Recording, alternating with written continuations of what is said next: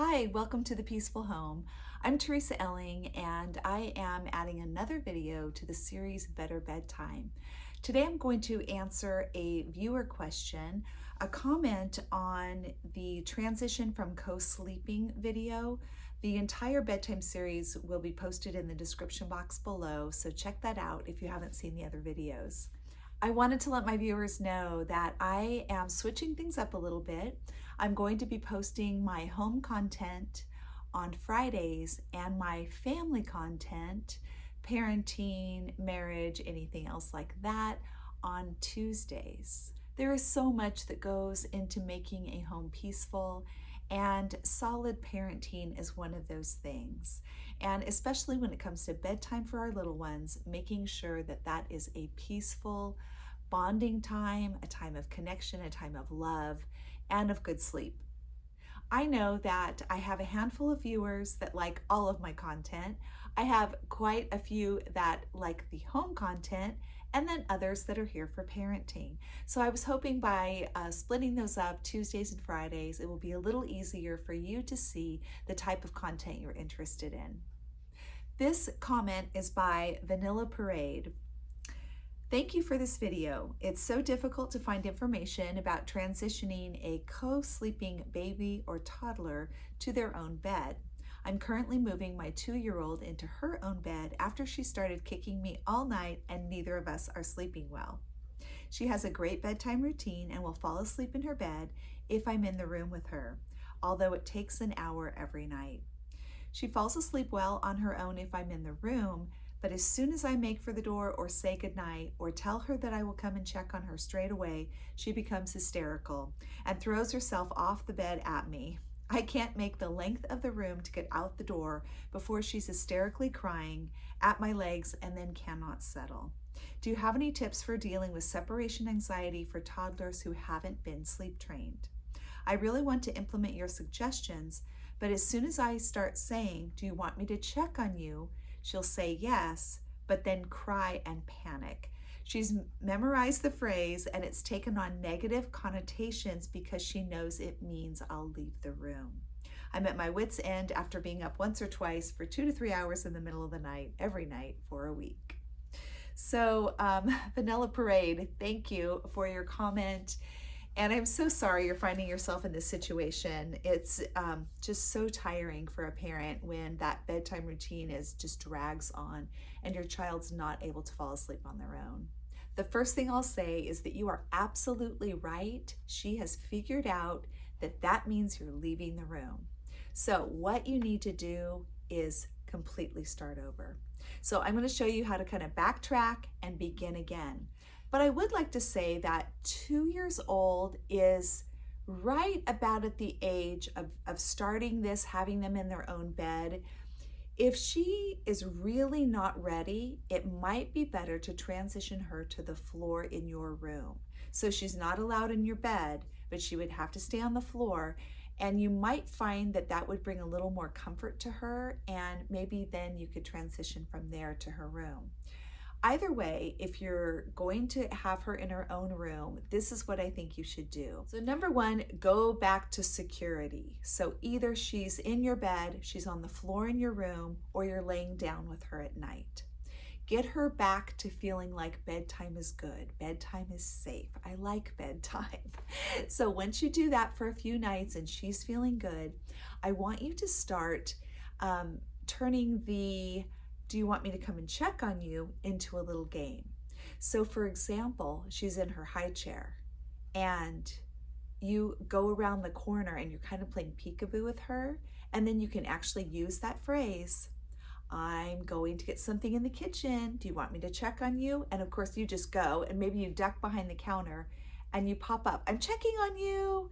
And if you make it fun, it's probably going to get her laughing, and she's going to hear that phrase in a different way.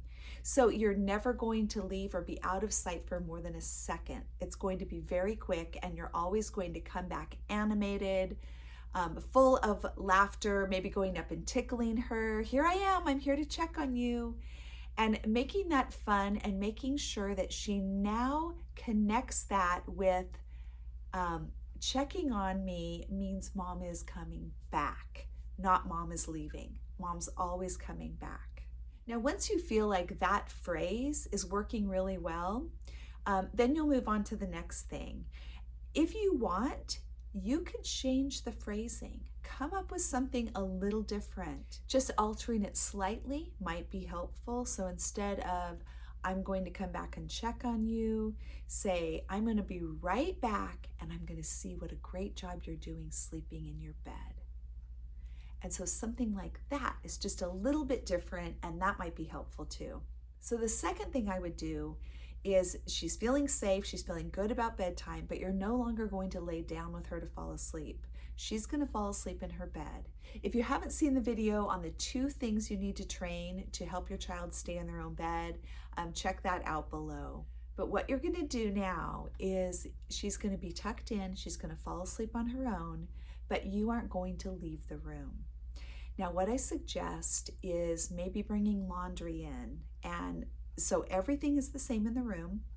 However you normally have lighting, she's been tucked in, she's not to talk to you, she's not to get out of bed. And so you are gonna maybe sit down on the floor with your basket of laundry and start folding the laundry, probably partially in the dark, but that's okay. You probably have light coming in through the door, including getting up, putting things away in her closet or dresser, and you're just gonna keep yourself busy. You're not going to look at her or talk to her, not give her any attention. But at some point you can say, I'm coming to check on you, and walk over and just give her a kiss on the head, and then go right back to what you were doing. As she feels more secure, you will begin doing more things where you move towards the doorway. Now, there were times when I needed to do this, and I kind of had to fake some jobs or something I needed to do in the room. And so I would find something and maybe bring in a box of things that I was sorting or paperwork I was going through. But then I would find something that needed to be set in the hallway. And so I would walk towards the hallway and I would just set that down, and I would come back in the room. So I'm still in sight, but I'm heading to the door. And you want to start doing that more and more. Maybe going and picking up something from the hallway and bringing it in and putting it away in her room.